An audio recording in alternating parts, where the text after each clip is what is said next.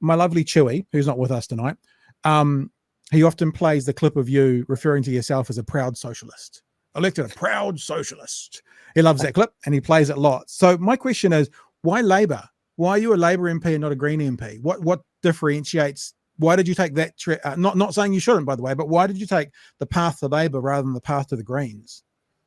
Yeah, well, I mean, the first thing to say is that that clip was made in the House, where there's always a fair bit of banter, and it was immediately on the back of having been called a communist, which I took exception to.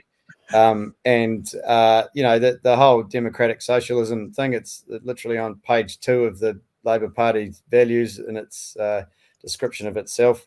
Obviously, I believe in private property rights and all that sort of stuff, but I also believe that the state has a role and a responsibility to ensure that people live a decent life.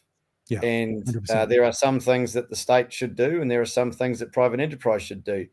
But for me, the Labour Party has always, first and foremost, looked after workers' rights, ensured that people earn a decent wage for a decent day's work. And so that's why I'm Labour. I've got a lot of respect for the Greens, but primarily they are an environmentally focused party, which is very important. Yep. But when you're looking at what parties there are, you're never going to find one that you agree with 100% absolutely every single time. But the Labour Party values are the closest aligned to mine. So that's right. Why I'm Labour. Speaking of that, and this might reference something we talk about on the show a fair bit, but I'll ask Lurchify's question. Lurchify says, hey, Kieran, any plans for working more collaboratively with the Greens to Party Māori? Do you think major party status is counterproductive? This may be coming from a place as well. I often think about, in the US, and we talk about this on the show, this is why it might be a part of the question. In the US, the Democratic Party is like the Labour Party and the Greens, but together. Like you have your progressives and you have your centrists. Is there ever a conversation, to go to this question, that you actually go, Greens, you have that part of the political spectrum, we'll have this part and we'll work collaboratively together for our combined greater good? Or do you need that line of demarcation to go, we need to succeed no matter what?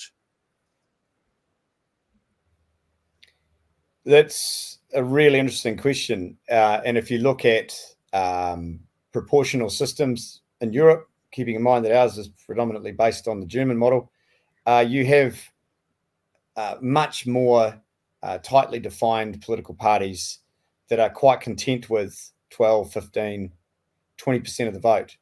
And that they have an arrangement with other parties that they know that together, if they have a majority, they will work together. The same can be said for the right of politics in this country as well. And who knows, perhaps this election does then lend itself to that sort of approach. But that's a conversation that would have to be done internally and alongside the other parties. I'm not sure it's as simplistic as simply saying to the Greens, right, you focus on environment, but don't touch workers' rights. Right. I mean, what right do we have to tell them that? And conversely, what right do they have to us to say, you, excuse me, you can't have policies on climate change because that's our gig? Yeah. It's not as simple as that. But it's quite clear that what's coming about from this election is that you have parties on the left and parties on the right, and whatever proportion is made up after each election, it's likely that they are going to work together. Sure, Te Pāti Māori work with the National Party, but I can't see that happening in the future. Every 3 years, there are political commentators that muse about the prospect of National and the Greens working together, but we just got to be real. That's not going to happen.